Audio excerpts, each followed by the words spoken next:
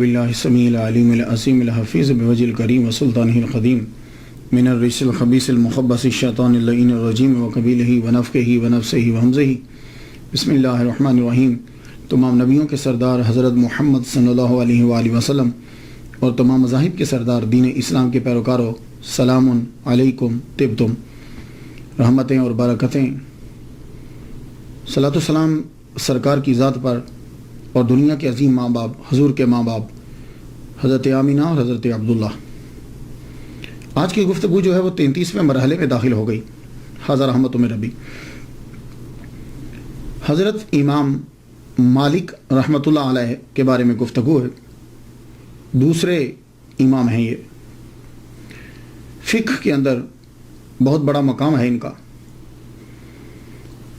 آئیے گفتگو شروع کرتے ہیں نام سے پہلے۔ آپ کا نام جو ہے مالک بن انس، نون کے اوپر زبر پڑھیں گے، بن مالک بن ابی عامر بن عمر بن حارث بن غیمان بن خثیل سا ہے، مدنی یمنی اصبحی۔ آپ کے والد گرامی کا نام جو ہے وہ انس ہے۔ یہ معذور تھے پاؤں سے، لیکن اللہ تعالیٰ نے ان کو مہارت دی تھی کہ یہ تیر بنا لیتے تھے لوہے سے۔ وہ جو تیر کام آتے تھے جنگ میں آتے وہ تیر بنایا کرتے، تو اس سے ہی گزر بسر جو ہے وہ آپ کی ہوتی تھی۔ والدہ کا نام جو ہے وہ عالیہ یا غالیہ ہے، لیکن مجھے عالیہ جو ہے نا وہ لگتا ہے اس لیے کہ بعض اوقات نقطہ جو ہے وہ ہو جاتا ہے اوپر نیچے۔ عالیہ جو ہے یہ ازدیہ قبیلہ سے تھی، ازد جو قبیلہ ہے، عالیہ ازدیہ کہا جاتا تھا۔ ولادت جو ہے امام مالک رحمۃ اللہ علیہ کی تذکرۃ الحفاظ میں ہے کہ آپ 93 ہجری میں پیدا ہوئے مدینۃ المنورہ کے اندر، اور آپ کا وصال بھی جو ہے وہ مدینۃ المنورہ میں ہی ہوا 180 ہجری کے اندر۔ ٹوٹل آپ نے 87 بہاریں جو ہیں وہ دیکھی، تو زمین پر 87 سال 87 ایئرز آپ جو ہیں وہ رہے۔ کسی نے خوب کہا ہے، فخر الائمۃ مالک نعم الامام السالک مولدہ نجم ہدا وفاتہ فاز مالک۔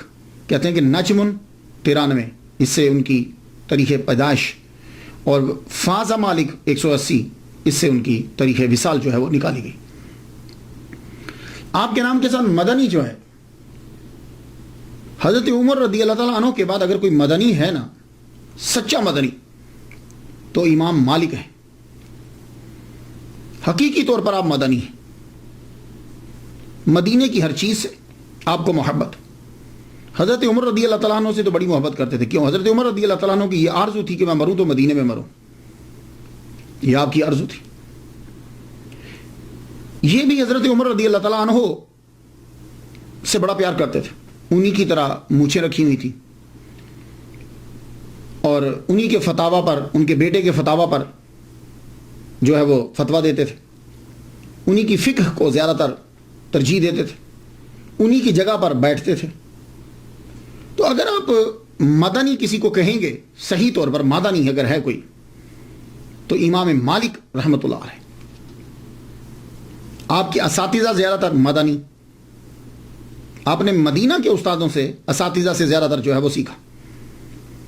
آپ نے رہائش اختیار کی تو مدینہ میں، حالانکہ بارہا آپ کو خلفاء نے بلایا کہ بغداد آ جاؤ، اس جگہ پہ آ جاؤ جہاں جاتے، لیکن آپ نے مدینہ نہیں چھوڑا،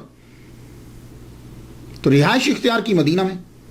آپ کو مدینہ سے اتنا پیار تھا کہ نئی درسگاہ نہیں کھولی۔ ہوتا ہے نا آدمی مشہور جب ہوتا ہے تو کہیں جا کر اور درسگاہ کھولتا ہے۔ آپ کو مدینہ سے اتنا پیار تھا کہ آپ نے مسجد نبوی کے اندر ہی سرکار کے روضہ اطہر کے سامنے ہی جو ہے وہ درسگاہ بنا لی، وہیں آپ بیٹھ کر پڑھایا کرتے تھے۔ مدینہ سے اتنا پیار تھا، کوئی مسئلہ آپ کو قرآن یا حدیث سے نہیں ملتا تو مدنی فقہا کے مسئلے کو ترجیح دیتے۔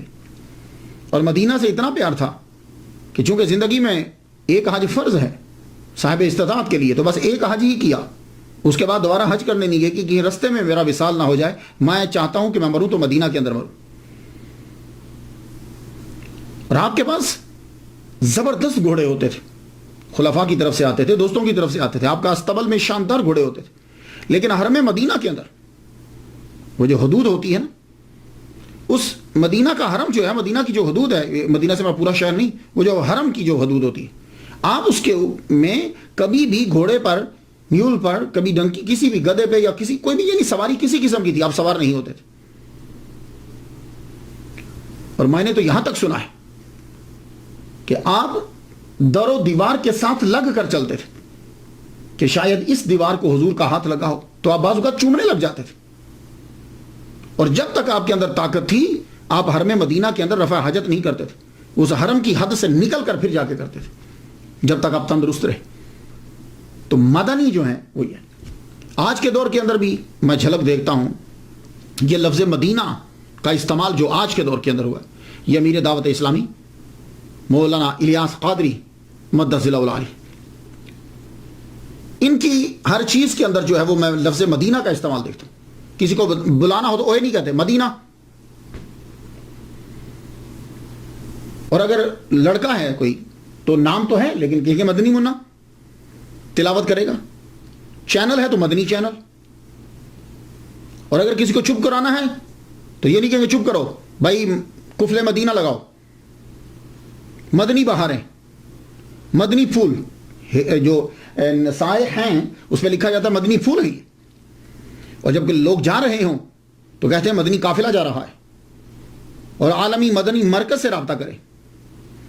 باب المدینہ، مکتبۃ المدینہ، غم مدینہ، مدنی عملہ سے درخواست ہے، یعنی جو کام کر رہے ہیں لوگ. مدنی علاج، کوئی بیماری ہوگی تو جاؤ علاج کرو، مدنی علاج کرو. ایون کہ امیر دعوت اسلامی ریاض قادری صاحب جب مدینہ شریف میں جاتے ہیں تو ان کے ہاتھ میں جو ہے وہ ایک باٹل ہوتی ہے. وہ کیا کرتے ہیں کہ جو ہی حرم شروع ہوتا ہے تو اس باٹل سے وہ اپنے پاؤں دھو لیتے ہیں، جوتا اتار دیتے ہیں، ننگے پاؤں جو ہیں وہ وہاں پھرتے رہتے ہیں. تو مجھے تو ایک صاحب نے بتایا تھا کہ جب یہ مدینہ کی جو خاک ہوتی ہے نا، جو حضور صلی اللہ علیہ وآلہ وسلم کی جو بڑی متبرک ہے، اسے پکڑ کر یوں آنکھوں کے اوپر جو ہے وہ لگاتے رہتے. ایون کہ اگر آپ الیاس قادری صاحب مدث ذیل العالی امیر دعوت اسلامی، ان کے جو سگنیچر ہیں، دستخط جو ہیں، آپ دستخط دیکھیں گے تو اس کے اندر بھی مدینہ لکھا ہوا ہوتا ہے. تو ایک بات یاد رکھیے گا، یہ جو لوگ عروج پہ پہنچتے ہیں نا، یہ مدینہ کی خاک کی وجہ سے پہنچتے ہیں. میرا تو آپ لوگوں کو تو مجھے معلوم نہیں ہے، لیکن میرا یہ ہے کہ دو چیزیں بیس ہیں، توحید اور عشق مصطفیٰ. میں تو یہ دیکھتا ہوں بس، توحید اور عشق مصطفیٰ. اب اس کا مطلب یہ نہیں ہے اب جس کو عشق ہوگا وہ حضور کا کلمہ بھی پڑھے گا اور حضور کی تابع فرمانی بھی کرے گا. یہ بات یاد رکھیے. اب یہ نہیں کہ جس کو عشق ہو تو داڑھی کٹائی ہوئی اس نے اور وہ چرس پی رہا ہے نماز میں، ایسا نہیں ہوتا. وہ عشق ہے ہی نہیں ہے. توحید اور عشق مصطفیٰ جس میں نظر آتا ہے ہم اس کے در کے سگ ہیں. یہ بات یاد رکھیے. تو اس لیے یہ جن لوگوں کو بھی اللہ تعالیٰ نے مرتبہ دیا ہے وہ مرتبہ مدینہ کی وجہ سے ملا. مجھے ایک صاحب بتا رہے تھے کہ ڈاکٹر طاہر القادری صاحب مدینے کی گلیوں کے اندر گھومتے رہتے ہیں. ایک دفعہ تو کسی نے ان کا پاسپورٹ پکڑ لیا. وہ کہہ رہے بھائی یہ مدینے کی گلیوں میں کیوں گھوم رہے ہیں؟ اور ایسے ایسے بھی لوگ ہیں کہ وہاں جا کر بھیس بدل کر کام کرتے رہتے ہیں، وہاں کے وضو خانے کو صاف کرتے رہتے ہیں. اللہ تعالیٰ ایسے عزت نہیں دیتا. اس لیے آپ لوگ دیکھو تصوف کے اندر یہ ہے توحید اور عشق مصطفیٰ. کسی میں توحید ہے اور عشق مصطفیٰ نہیں، وہ بھی بندہ ابھی تک کامل نہیں ہوا. توحید اور عشق مصطفیٰ جس میں دیکھو دیوانے ہو جاؤ اس پہ. تو امام مالک حقیقی مدنی، جیے تو مدینہ میں، قبر ہوئی تو مدینہ میں، زندگی گزار دی مدینہ میں، مدینہ کے لوگوں کو ترجیح دی، مدینہ مدینہ کر دیا.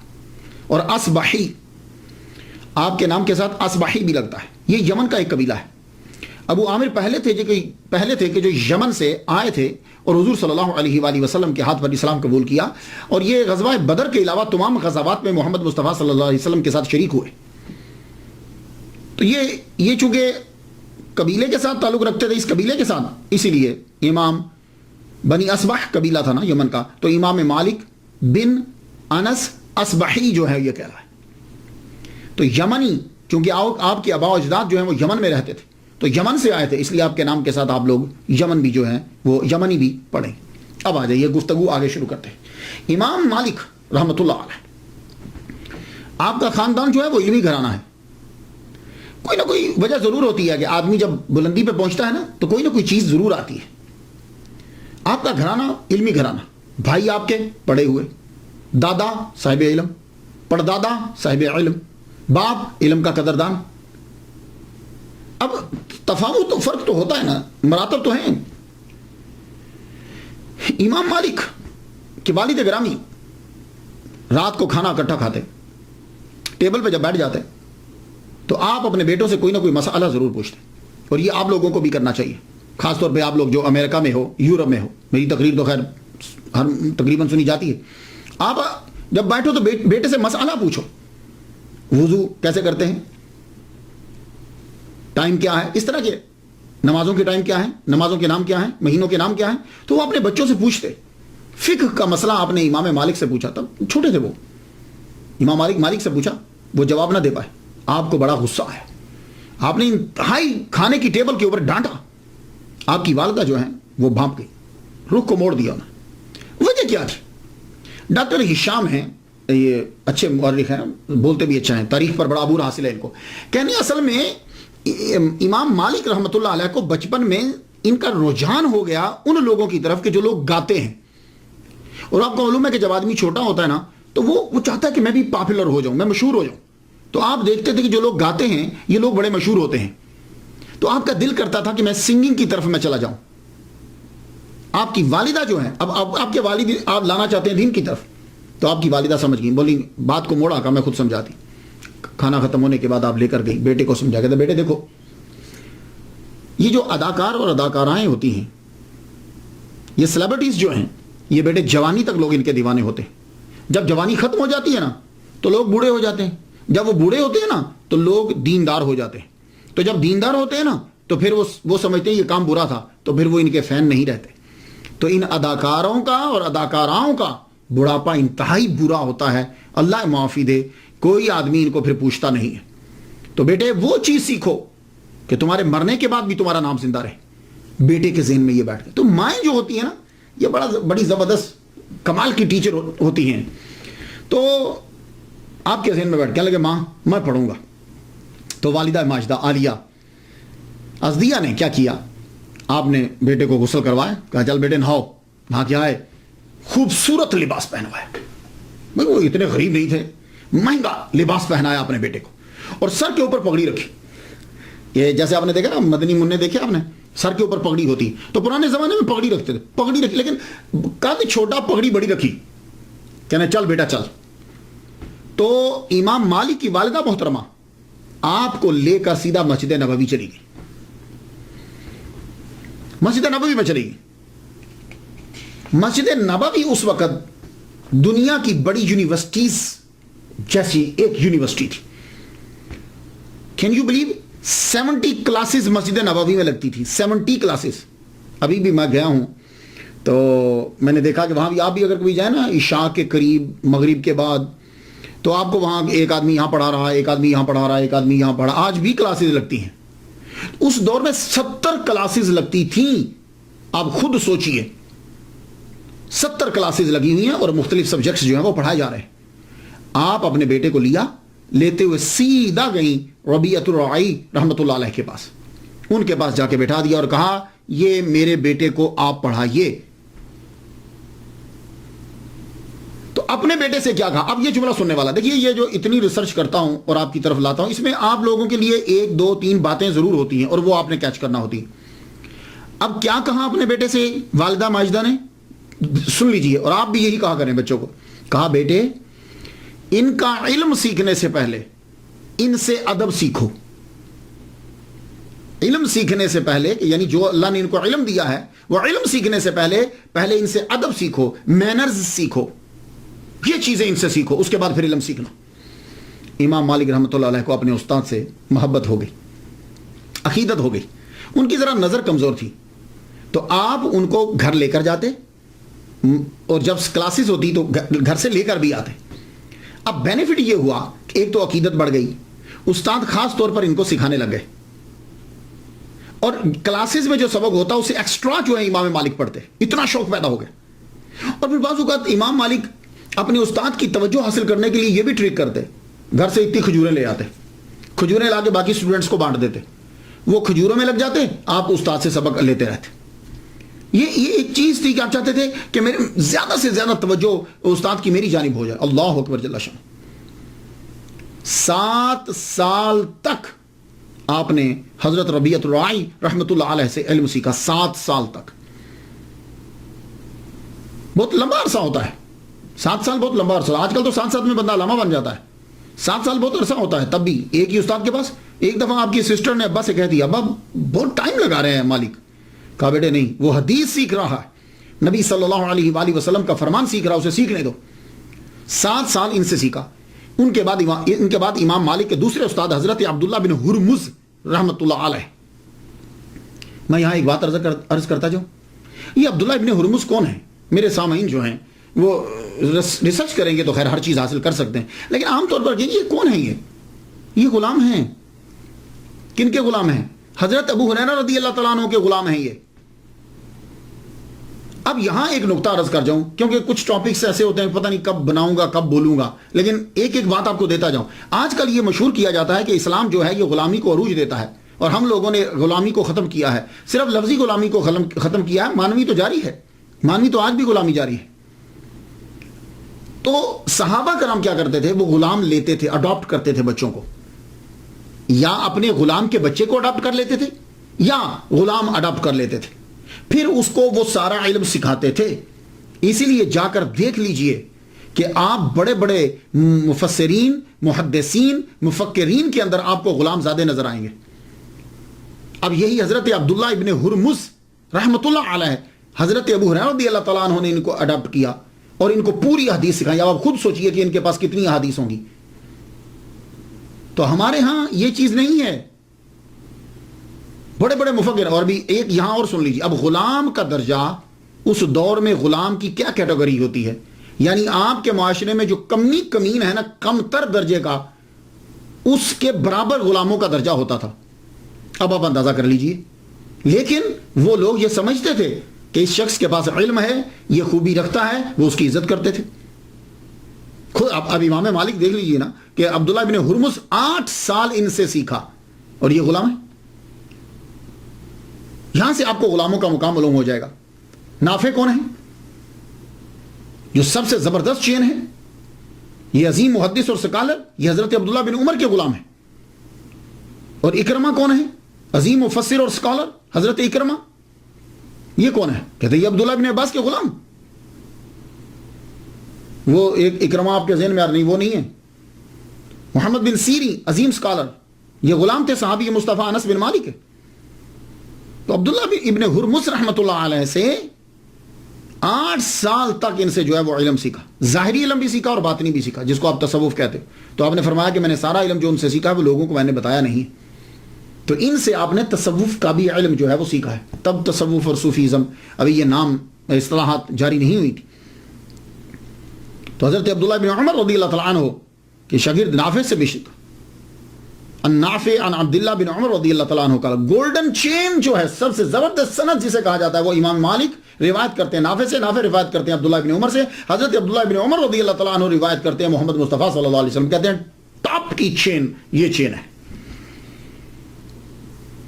اور آپ کے جتنے اساتذہ ہیں وہ زیادہ تر تابعین ہیں, اور وہ تمام کے تمام جو ہیں وہ رہائشی ہیں مدینہ کے. اس لیے کہا جاتا ہے کہ آپ نے تقریباً 300 تابعین سے جو علم جو ہے وہ سیکھا, 300 تابعین سے. اب علم سیکھنے کے لیے پیسے درکار ہوتے ہیں. ہم لوگ تو یہ سمجھتے ہیں کہ لوگوں نے علم ایسے ہی سیکھ لیا. نہیں, اس وقت پیسے چاہیے ہوتے تھے. لاکھ دینار لگا دیا علم حدیث سیکھنے کے اوپر, تو فیس دینا پڑتی تھی. تو ایک دفعہ ضرورت پڑ گئی آپ کو, دوران علم کتابوں کی ضرورت پڑ گئی. تو آپ نے کیا کیا؟ آپ نے چھت کے اندر لکڑیاں تب لگتی تھی, تو وہ لکڑی بڑی قیمتی تھی. آپ نے چھت کو توڑا اور وہ لکڑی جو ہے وہ نکال کے بیچ کے اسے جا کے کتابیں لے کر آئے. اللہ اکبر جل شانہ. تو آپ کے جو اساتذہ ہیں ان میں سے عبداللہ بن دینار, ان سے سیکھا. محمد ابن منکدر سے سیکھا. ابن شہاب زہری سے سیکھا. یہ ابن شہاب جو ہیں اللہ اکبر جل شانہ, یہ بھی ان کے استاد ہیں. زبردست فقہ کا تو ان کے پاس ایک ذخیرہ تھا. اور جو بھی شاگرد ان کے پاس سیکھنے کے لیے آتے, اور امام مالک رحمۃ اللہ علیہ جب جاتے تو یہ کہتے تھے نوٹ بک لے کر آیا کرو, سلیٹس لے کر آیا کرو. تو آپ لے کر جاتے, اس کے اوپر بھی لکھتے. کہتے لکھنا بہتر ہوتا ہے, لکھ لیا کرو, لیکن یہ نہیں ہے کہ اب تم صرف لکھنے پر ہی کرو, ایجاد بھی کرو. اس لیے جب امام مالک ان سے پڑھتے ابن شہاب سے، تو جب وہ لکھ چکتے تو اس کے بعد کہتے آپ زبانی سناؤ، تو پھر آپ ان سے زبانی سنا کرتے تھے۔ اللہ تعالیٰ نے امام مالک رحمۃ اللہ علیہ کو اتنا حافظہ عطا فرمایا تھا، 1,00,000 احادیث مبارکہ جو ہے وہ آپ کو لاکھوں حدیثیں یاد تھی، لاکھوں حدیثیں جو آپ نے یاد کی۔ 17 سال کی عمر تک آپ نے لاکھوں حدیثیں جو ہیں وہ یاد کری۔ آپ کے اساتذہ میں سے ایک استاد جو ہیں وہ حضرت امام جعفر صادق رحمۃ اللہ علیہ بھی ہیں، آپ نے ان سے بھی علم سیکھا۔ اور آپ کی شورا آفاق جو کتاب ہے موطا امام مالک کے اندر 9 احادیث مبارکہ جو ہیں وہ آپ نے امام جعفر صادق سے لی ہوئی۔ علامہ جلال الدین السیوطی رحمۃ اللہ علیہ آپ کہتے ہیں کہ 95 اساتذہ جو ہیں شیوخ جو پڑھے تھے وہ آپ نے گنوا دیے جن سے آپ نے پڑھا۔ اور امام زرقانی رحمۃ اللہ علیہ نے یہ کہا کہ ٹوٹل آپ کے 900 اساتذہ تھے، 900، جن میں سے 300 صرف تابعین ہیں۔ اللہ اکبر جل شانہ۔ 21 سال کی عمر تک آپ نے جو سیکھنا تھا آپ نے سیکھ لیا۔ 21 سال کی عمر میں آپ فارغ ہوئے، فارغ ہونے کے بعد اب آپ مسجد نبوی کے اندر جو ہے وہ آپ پڑھانے لگے۔ تو آپ کیا سمجھتے ہیں کہ کوئی بھی آدمی آتا تھا تو مسجد نبوی میں پڑھانے لگ جاتا تھا؟ نہیں، 70 کلاسز ہیں تو کم از کم 70 استاد تو ہوں گے اندر بھائی، ہر کلاس کا ایک استاد، تو 70 تو ہوں گی کلاسیں۔ تو کیا امام مالک اٹھے اور جا کر پڑھانے لگ گئے اور مشہور ہو گئے؟ نہیں، آپ فرماتے ہیں کہ جب میں فارغ ہو کر جب میں نے تحصیل علم کر لیا تو 70 جید محدثین نے پہلے میرا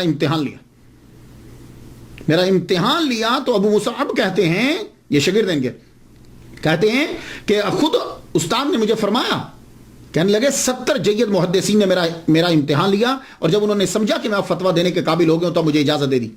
پھر اس کے بعد جو ہے وہ آپ نے شروع کیا پڑھانا مسجد نبوی کے اندر محمد مصطفیٰ صلی اللہ علیہ وآلہ وسلم کی۔ آہستہ آہستہ آپ کا حلقہ جو ہے وہ بڑھنے لگا۔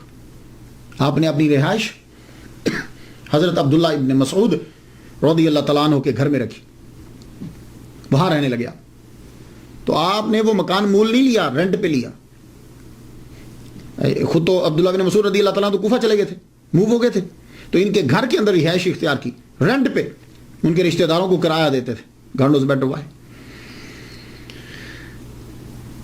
مسجد نبوی کے اندر آپ نے اپنی جگہ وہ بنائی کہ جہاں حضرت عمر رضی اللہ تعالیٰ عنہ بیٹھ کر پڑھایا کرتے تھے، اور حضرت عمر رضی اللہ تعالیٰ عنہ نے اس جگہ کو اختیار کیا تھا، وہاں محمد مصطفیٰ صلی اللہ علیہ وسلم بیٹھ کر پڑھایا کرتے تھے۔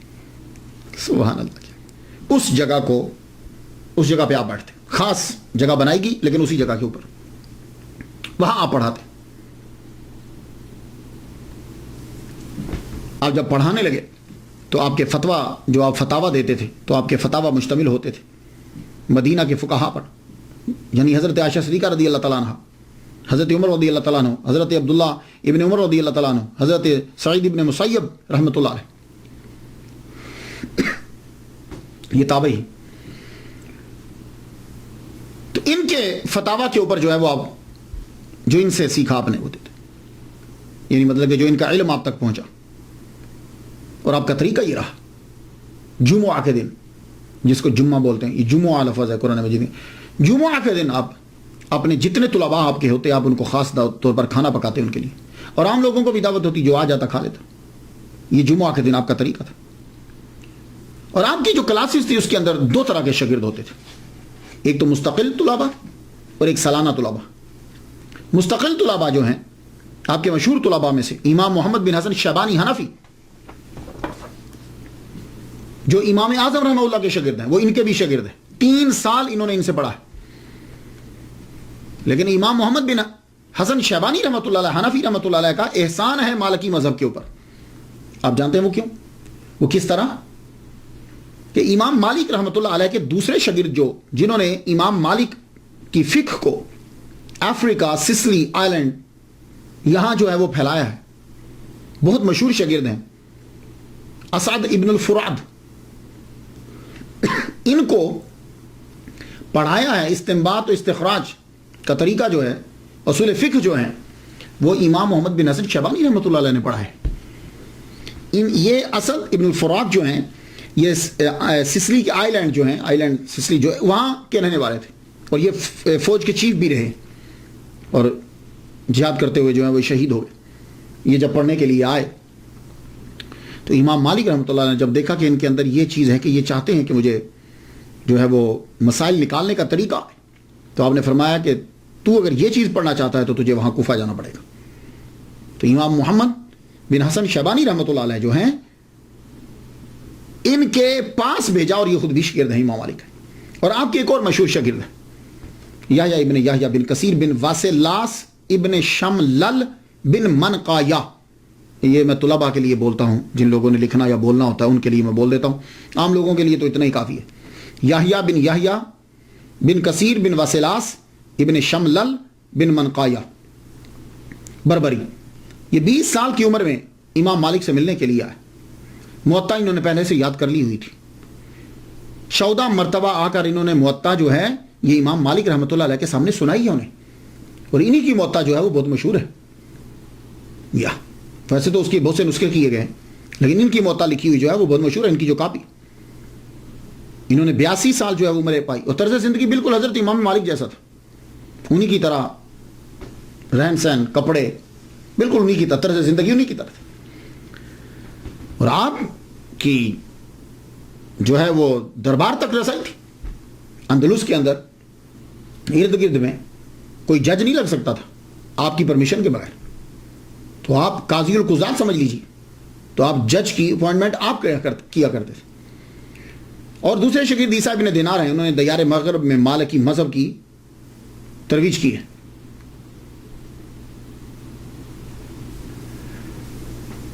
اسی طرح امام مالک کے شاگردوں میں سے آپ کی بیٹی جو ہے وہ بھی ہے، آپ کی بیٹی فاطمہ، انہوں نے پوری موطا جو تھی وہ اپنے والد گرامی سے زبانی یاد کی ہے۔ آپ کے بیٹوں میں سے تو کوئی خیر ایسا نام نہیں آیا۔ ایک بیٹے سے آپ کہا کرتے تھے پڑھ لو، لوگ اتنی دور دراز سے مجھ سے پڑھنے کے لیے آتے ہیں، تم کیوں نہیں پڑھتے؟ تو ان کو بڑا شوق تھا یہ کبوتروں کا، کبوتر اڑانے کا، تو امام مالک 12 بلاتے تھے، آؤ یار مجھ سے پڑھ لو، ادھر نہیں، مجھے دلچسپی نہیں۔ لیکن آپ کی بیٹی جو ہیں انہوں نے پڑھا، موطا یاد کی، اور بعد میں لوگ جو ہیں، خاص طور پر عورتیں جو ہیں، وہ جب حدیث یاد کرتی تھی ان سے تصحیح کرواتی تھی، یا کسی اور کو بھی شک ہوتا تھا تو وہ آ کے پوچھتا تھا۔ یہ تو تھے وہ طلباء کے جو مستقل پڑھتے تھے، آئے اور رہے، 7 سال رہے، 3 سال رہے، 4 سال رہے۔ کچھ طلباء ہوتے تھے کہ جو امام مالک کے پاس پڑھنے کے لیے سالانہ آتے تھے۔ سالانہ مطلب کیا ہے؟ موسم حج میں وہ دور دراز سے حج کرنے کے لیے آتے، حج کرنے کے بعد مدینہ ضرور حاضری دیتے۔ مدینہ جب آتے تو امام مالک کی کلاسز ہوتی، ان کے اندر بڑے بڑے فقہا بیٹھتے تھے۔ امام مالک کو اللہ تعالیٰ نے بڑا عروج دیا۔ آپ اس سے اندازہ لگائیے کہ آپ کے حلقہ کے اندر، آپ کے درس کے اندر امام اعظم رحمۃ اللہ علیہ بھی تشریف لائے۔ اس واقعے کو علامہ عبد الرحمن صفوری شافعی رحمۃ اللہ علیہ نے لکھا ہے نزہۃ المجالس کے اندر، اور ویسے بہت بڑے محدث جو ہیں علامہ عبد المصطفیٰ اعظمی رحمۃ اللہ علیہ، انہوں نے بھی اپنی کتاب روحانی حکایات کے اندر اسے لکھا ہے کہ امام اعظم رحمۃ اللہ علیہ جو ہے وہ ان کی محفل میں بیٹھ گئے، تو ان کو واقفیت نہیں تھی، ملاقات نہیں تھی، بیٹھے تو آپ کی نظر پڑی کہ نو کمر پہ ہے کہ نیا آدمی، پوچھنے لگے آپ کہاں سے ہیں؟ کہا عراق سے ہوں۔ کہا اچھا آپ شہر نفاق سے ہیں؟ وہ بس کوئی موج تھی، کہنے لگے اچھا وہی عراق جو شہر نفاق ہے؟ تو امام اعظم ابو حنیفہ نعمان بن ثابت رحمۃ اللہ علیہ فرما لگے اجازت ہے ایک آیت پڑھ دوں؟ کہا کہ ہاں ضرور پڑھیے۔ تو امام اعظم جو ہیں وہ آیت پڑھنے لگے، سورہ توبہ کی آیت نمبر 101، وَمِمَّنْ حَوْلَكُم مِّنَ الْأَعْرَابِ مُنَافِقُونَ وَمِنْ أَهْلِ الْعِرَاقِ مَرَضُوا عَلَى النِّفَاقِ، اور تمہارے گرد و نواح کے دیہاتی گنواروں میں بعض منافق ہیں اور بعض بشندگان عراق۔ اصل میں یہاں عراق نہیں ہے، یہاں مدینہ ہے، لیکن آپ نے مدینہ پڑھا نہیں، ادب کا تقاضا، آپ نے اس نہیں پڑھا۔ اور یہ لوگ نفاق پر اڑے ہوئے ہیں، مردوا علی النفاق۔ امام مالک حافظ تھے، ایک دم سے اچھل پڑے، کہنے لگے کیا کر رہے ہیں آپ؟ آیت تو صحیح پڑھیے۔ آپ نے فرمایا اچھا تو پھر آپ پڑھ دیجئے، صحیح کیسے؟ تو انہوں نے پڑھی وَمِمَّنْ حَوْلَكُم مِّنَ الْأَعْرَابِ مُنَافِقُونَ وَمِنْ أَهْلِ الْمَدِينَةِ مَرَضُوا عَلَى النِّفَاقِ۔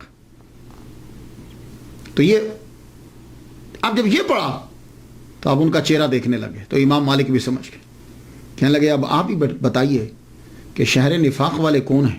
ہوئے امام مالک چونک پڑے۔ پھر انہیں بتایا گیا جناب یہ ابو حنیفہ ہیں، فقیہ عراق ہیں، اب ان کی دوستی ہوئی، پھر بعد میں آپ ان کے فتاویٰ منگوایا کرتے تھے، بلکہ ڈیوٹی لگائی ہوئی تھی کہ جو ان کی طرف سے فتاویٰ جاری ہوں وہ یہاں بھیجا کریں۔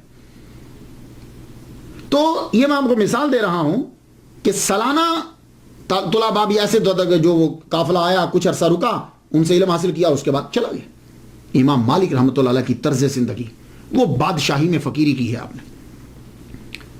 ماشاءاللہ اللہ تعالیٰ نے آپ کو بڑا لمبا قد دیا تھا، نیلی آنکھیں دیں آپ کی، حالانکہ عرب میں نیلی آنکھیں نہیں ہوتی، نیلی آنکھیں دیں آپ کی، بڑا خوبصورت چہرہ تھا، مہنگے ترین کپڑے، آپ جو بہترین ڈیزائنر تھے، یمن کے، ایجپٹ کے اور خراساں کے بہترین ڈیزائنر آپ کے کپڑا جو ہے وہ بیچتے تھے، وہاں سے کپڑا بن کر آتا تھا اور آپ پہنتے تھے۔ زیادہ تر کوشش ہوتی تھی کہ کپڑے کا کلر جو ہے وہ وائٹ ہو، آپ وائٹ کپڑا جو ہے پہنتے، خوشبو لگاتے، زبردست خوشبو لگاتے۔ اس کے بعد آپ نے ایک انگوٹھی رکھی پہنتے تھے آپ چاندی کی، اور اس کے اوپر کالے رنگ کا جو ہے وہ نگ تھا، اور اس نگ کے اوپر لکھا ہوا تھا حسبنا اللہ و نعم الوکیل، یہ لکھا۔ اور آپ کی مونچھیں جو ہیں وہ بڑی تھی، حضرت عمر رضی اللہ تعالیٰ عنہ کی بھی مونچھیں بڑی تھی، یہاں سے آپ رکھ کے کاٹ دیتے تھے، مونڈواتے نہیں تھے مونچھیں آپ۔ پوچھا گیا امام مالک سے کہ آپ مونچھیں کیوں نہیں مونڈواتے؟ کہنے لگے یہ مونچھیں مونڈ دینا مسئلہ بنانے کے مترادف۔ تو حضرت عمر رضی اللہ تعالیٰ عنہ بھی جب کبھی کوئی مشکل مسئلہ آتا تو آپ یوں مونچھ کو پکڑ کے تاؤ دیتے تھے، اسے تاؤ دینا کہتے ہیں، یوں کرنا۔ تو سیم حضرت امام مالک بھی کرتے تھے، جب کبھی کسی مسئلے کو سوچ رہے ہوتے تو یوں آپ مونچھ کو پکڑ کے آپ بھی تاؤ دیا کرتے تھے۔ تو یہاں سے بڑی تھی، یہاں رکھ کے نا مثال تو یوں کاٹ دیا کرتے تھے۔ اللہ اکبر جل شان۔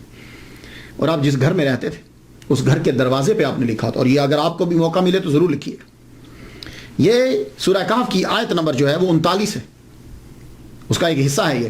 تو آپ نے جس گھر میں رہتے تھے، حضرت عبداللہ بن مسعود کا تھا، تو وہاں باہر لکھوایا ہوا تھا وَلَوْلَا إِذْ دَخَلْتَ جَنَّتَكَ قُلْتَ مَا شَاءَ اللَّهُ۔ تو یہ باقی تو چھوڑ دیا ہے، لیکن اکثر ہم ماشاء اللہ جو ہے وہ گھروں کے دروازے پہ ضرور لکھواتے، تو آپ بھی ماشاء اللہ جو ہے وہ ضرور لکھوایا کریں۔ اور جب تو اپنے باغ میں داخل ہوا تو نے کیوں نہیں کہا ماشاء اللہ لا قوت الا باللہ؟ اور جب نماز پڑھنے کے لیے امام مالک رحمہ اللہ جاتے مسجد میں تو ایک رومال لے کر جاتے ساتھ، نرم سا نا رومال، نرم سا ہاتھ میں جو تھا رومال لے کر جاتے۔ کسی نے پوچھا جو نماز پڑھنے جاتے ہیں تو یہ رومال کیوں لے کر جاتے ہیں؟ فرمانے لگے اس رومال کو رکھ کے سجدہ کرتا ہوں اوپر۔ پوچھا کیوں؟ تو زمین پہ کرے نا۔ کہنے لگے پھر وہ یہاں محراب بن جاتا ہے، تو میں نہیں چاہتا کہ لوگ یہ میرا کالا نشان دے کے کہیں کہ وہ دیکھو بہت بڑا زاہد آ رہا ہے، تو میں یہ رومال نیچے رکھتا ہوں تاکہ اوپر ماتھا رکھوں تو وہ نشان نہ بنے۔ اللہ اکبر۔ اور یہ جو مشہور ہے کہ آپ بڑے نفیس کپڑے پہنتے تھے، بڑے مہنگے کپڑے پہنتے، یہ بات بہت مشہور ہے، بہت مہنگے کپڑے پہنتے تھے۔ ایون کہ ہمارے پیر جو ہیں عبد القادر گیلانی رحمۃ اللہ، وہ بھی بہت مہنگے کپڑے پہنا۔ اولیاء کرام کا اور صوفیہ کرام کا ایک گروپ ایسا ہے کہ جو کہتے ہیں کہ یہ قرآن سے بھی ثابت ہے، حدیث مبارکہ سے بھی ثابت ہے کہ اللہ تعالیٰ نے جب کسی کو دیا ہو تو اس کا اظہار جو ہے وہ اس کے لباس سے ہونا چاہیے، اس کے کپڑوں سے ہونا چاہیے۔ اب یہ ایک علیحدہ ٹاپک ہے، میں جانا نہیں چاہتا، آپ سمجھ گئے ہوں گے۔ تو امام مالک بھی انہی میں سے ہیں کہ جب اللہ تعالیٰ نے دیا ہے تو اللہ تعالیٰ کی نعمت کا شکر ادا کرنے کے لیے تمہیں وہ چیزوں کا استعمال جو ہے وہ کرنا چاہیے۔ امام مالک کا فلسفہ یہ تھا کہ زہد کپڑوں کے اندر نہیں ہوتا، زہد جو ہے وہ دل کی ایک کیفیت کا نام ہے، تو اس لیے یہ ضروری ہے کہ پھٹے پرانے کپڑے جو ہیں وہ پہنے جائیں۔ دوسری وجہ یہ ہے کہ امام مالک محمد مصطفیٰ صلی اللہ علیہ وآلہ وسلم کی حدیث مبارکہ کا بڑا احترام کرتے تھے، بہت احترام کرتے تھے۔ آپ اندازہ اس بات سے لگا لیجئے کہ امام مالک رحمۃ اللہ علیہ نے جب حدیث پڑھانا ہوتی تھی تو ایک نشست کے لیے آپ غسل فرماتے تھے، کپڑے پہنتے، خوشبو لگاتے، ایون کہ آپ کی محفل میں جہاں حدیث پڑھائی جاتی تھی وہاں اور لبان جو ہے وہ سلگایا جاتا تھا۔ تو آپ جو ہے اتنا، اور اگر بیچ میں نشست میں وقفہ پڑ گیا، یعنی کوئی سی جگہ چلے گئے یا گھر چلے گئے، اس کے بعد کسی نے پھر کہا کہ مجھے حدیث سنا دیجئے، مسئلہ نہیں حدیث، تو آپ دوبارہ سے پھر شاور لیتے اور کھڑے ہو کر کبھی حدیث مبارکہ نہیں پڑھتے تھے، کہتے تھے بے ادبی ہے۔ تو ایک خاص جگہ بنائی ہوئی تھی حضور صلی اللہ علیہ وسلم کے روضہ کے پاس، وہاں آپ بیٹھتے، خوشبو سلگائی جاتی، اس کے بعد جو ہے وہ آپ شروع کر دیتے۔ اور اتنا احترام تھا کہ آپ جب تک احادیث بیان کرتے رہتے آپ پہلو نہیں بدلتے تھے۔ آپ نے دیکھا نا، ہم جب کبھی اسٹیج پہ بیٹھتے ہیں تو 4 زانوں ہیں تو 2 زانوں ہو جاتے ہیں، 2 زانوں ہیں تو 4 زانوں ہو جاتے ہیں، پہلو بدلتے رہتے ہیں۔ آپ کو اگر کوئی کیڑا کاٹتا بھی تھا اسکارپین کبھی ایک دفعہ کاٹا بھی تو آپ نے پہلو نہیں بدلا، بے ادبی ہے سرکار. تو آپ اس لیے نفیس کپڑے جو ہے وہ پہنتے تھے کہ محمد مصطفیٰ صلی اللہ علیہ وآلہ وسلم کی حدیث مبارکہ جو ہے وہ بیان کرنی. اب سوال یہ ہے کہ آپ کے پاس پیسے کہاں سے آتے تھے؟ تو آپ کے پاس پیسوں کے 3 ذرائع تھے آمدن کے. پہلا ذریعہ یہ تھا کہ آپ کے والد گرامی کی طرف سے آپ کو 100 دینار ملے تھے. اس کے علاوہ آپ کے پاس خود بھی پیسے تھے. آپ وہ پیسے جو ہیں وہ آپ نے اپنے بھائی کو دیے. آپ کے بھائی جو ہیں انہوں نے بزنس میں ان پیسوں کو لگایا.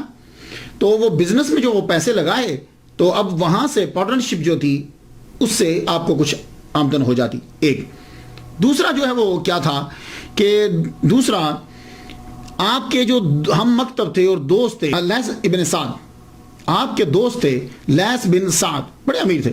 یہ آپ کو اکثر وقتاً فوقتاً جو ہے وہ آپ کی مالی مدد جو ہے وہ کیا کرتے تھے. آپ ان کی مدد کو، کیونکہ یہ امیر تھے تو آپ ان کی مدد کو قبول کر لیتے تھے. بعض اوقات تو ایسا ہوتا کہ لیث بن سعد جو ہے جتنے بھی مدینہ کے لوگ آپ کے ساتھ رہے یا کبھی ملاقات ہوئی سب کے لیے تحائف بھیج دیا کرتے تھے. تیسرا ذریعہ یہ تھا آمدن کا آپ کے پاس، وہ ذریعہ تھا خلیفہ منصور کے ساتھ آپ کی بڑی اچھی دوستی تھی. آپ خلیفہ منصور کے تحائف کو قبول کر لیتے تھے. امام اعظم اور امام احمد بن حنبل اور امام مالک، یہ ان میں جو ہے یہ 2 گروپ ہے کہ امام اعظم اور امام احمد بن حنبل نہ خلیفہ کا تحفہ قبول کرتے تھے نہ عوام کا. امام مالک جو ہیں یہ عوام کا تحفہ قبول نہیں کرتے تھے، خلیفہ کا کر لیتے تھے. اس کی وجہ کیا ہے؟ کہتے تھے کہ یہ چینل جو ہے یہ سیدھا رہنا چاہیے. اگر ہم ان کے ساتھ تعلقات بہتر نہیں کریں گے تو پھر ہم تبلیغ کس طریقے سے کریں گے، ان کو نصائح کس طرح کریں گے. تو یہی وجہ تھی کہ خلیفہ منصور آپ کا بڑا احترام کرتا تھا، بڑی عزت کرتا تھا. اور اس نے چونکہ امام مالک جو ہیں ایٹ اے ٹائم مفتی مدینہ اور مفتی مکہ دونوں تھے، تو اس نے گورنر سے یہ کہہ رکھا تھا کہ جب بھی تم کوئی لا پاس کرو تو سب سے پہلے وہ امام مالک کو دکھا لیا کرو. اگر یہ پاس کر دیں تو لاگو کر دیا کرو، اگر یہ پاس نہ کریں تو لاگو نہیں کرنا. یہی وجہ ہے کہ مکہ اور مدینہ کے دونوں گورنر جو ہیں وہ امام مالک سے ڈرتے تھے. ان کی جرت نہیں ہوتی تھی کہ وہ ان کے دروازے پہ چلے جائے. آپ کو یاد ہوگا جب میں نے امام شافعی رحمۃ اللہ علیہ کا تذکرہ کیا تو امام شافعی گورنر مکہ کا لیٹر لے کر آئے تھے گورنر مدینہ کے نام. تو گورنر مدینہ سے یہ کہا کہ آپ چلیے امام مالک سے میری سفارش کر دیجئے. تو گورنر مدینہ نے یہ کہا تھا امام شافعی سے، بیٹے تو اگر مجھے یہ کہے نا کہ میں مدینہ سے پیدل چلا جاؤں مکہ اور مکہ سے پیدل آ جاؤں مدینہ، یہ میرے لیے آسان ہے، مگر یہ بڑا مشکل ہے کہ میں جا کے تیری سفارش کروں. اور امام شافعی کہتے ہیں کہ میں اور گورنر مدینہ کتنی دیر تک امام مالک کے دروازے پہ کھڑے رہے، بڑی دیر کے بعد وہ واپس آئے. اب اس سے اندازہ لگائیے کہ امام مالک کا کتنا دبدبہ تھا. تو وہ یہ چاہتے تھے کہ یہ چینل جو ہے یہ برقرار رہے. امام مالک رحمۃ اللہ علیہ لوگوں کے سامنے مل کر کھانا نہیں کھاتے تھے، وہ کھانا گھر میں کھاتے تھے.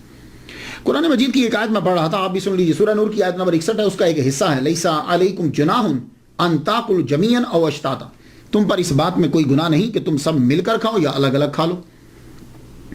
خیر کچھ تو کہتے ہیں کہ اس سے مراد یہ ہے کہ ساروں کے ساتھ مل کر کھانا یا ایک گروپ کے ساتھ مل کر کھانا. خیر تفسیریں تو بہت ساری ہیں. میں یہ کرنا چاہوں گا کہ کچھ علماء کے لیے جو ہے نا وہ ہو جاتا ہے ایسا کہ وہ اب جب کھاتے ہیں تو لوگ معلوم ہے کیا سمجھتے ہیں، پھر لوگ اس کو بجائے اس کے کہ اس کی عاجزی سے اچھا فائدہ اٹھائیں وہ اس کی عاجزی سے برا فائدہ اٹھانے لگ جاتے ہیں. بعض اوقات ایسا ہوتا ہے. امام مالک رحمۃ اللہ علیہ کی سب سے بڑی کرامت جو ہے وہ ان کی کتاب موطا ہے. اکثر ہم موطا بول دیتے ہیں، میں آپ کی غلط نہیں نکالتا، لیکن یہ ہوتا ہے کہ میں وہ لفظ بول دیتا ہوں. کبھی بعض اوقات میں بھی میرے معاشرے میں جو الفاظ میں نے سیکھے ہیں میں بھی وہی بولتا ہوں، جبکہ مجھے معلوم ہوتا ہے کہ اس کا اصلی پروننسیشن یہ ہے، لیکن میری زبان سے وہی نکلتے ہیں.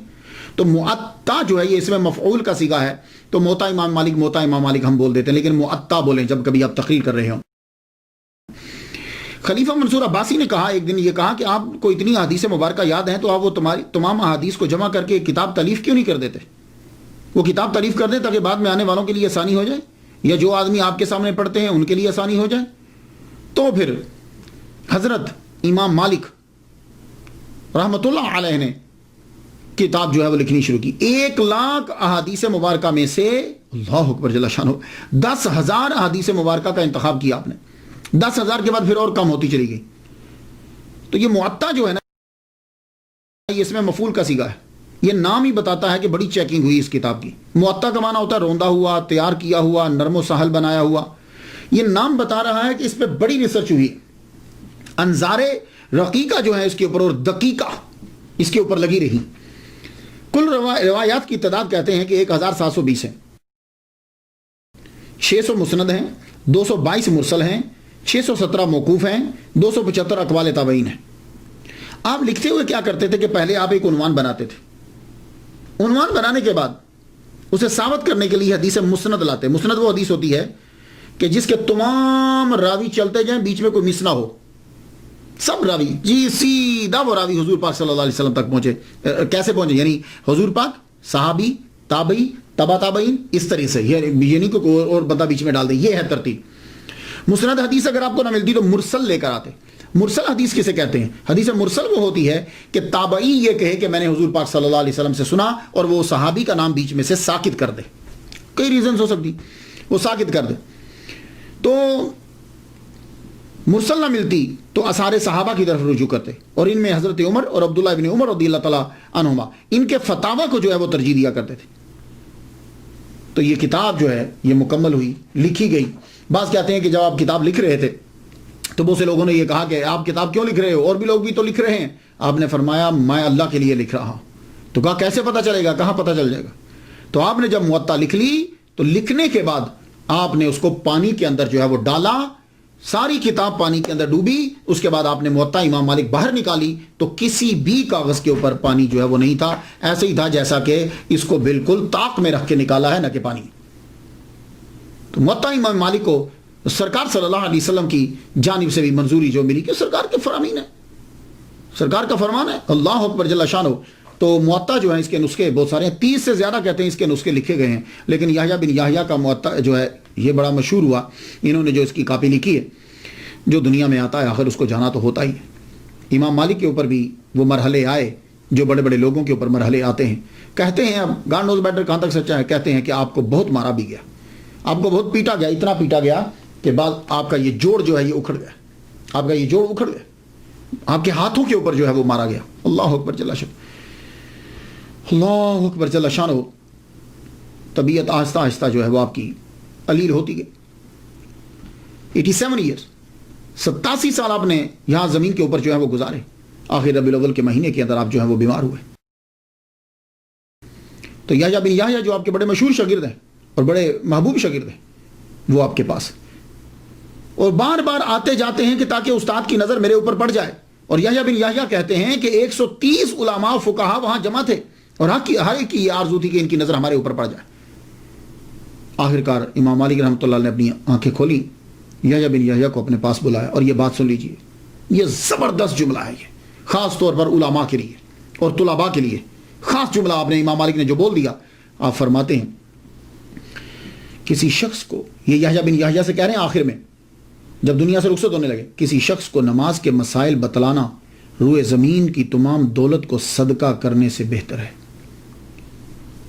اور یحییٰ کسی شخص کی دینی الجھن دور کرنا 100 حج کرنے سے افضل ہے۔ یحییٰ بن یحییٰ کہتے ہیں کہ اس کے بعد آپ نے کوئی گفتگو نہ کی اور آپ کا وصال ہو گیا۔ 10، 11 یا 14 ربیع الاول کو 179 ہجری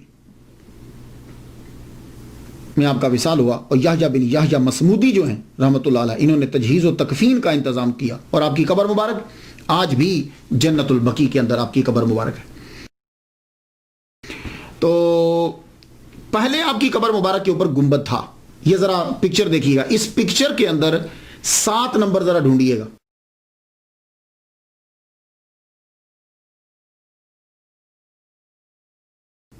سات نمبر ڈھونڈیے گا، وہ 7 نمبر جو ہے وہ گنبد بنا ہوا ہے امام مالک کی قبر پہ۔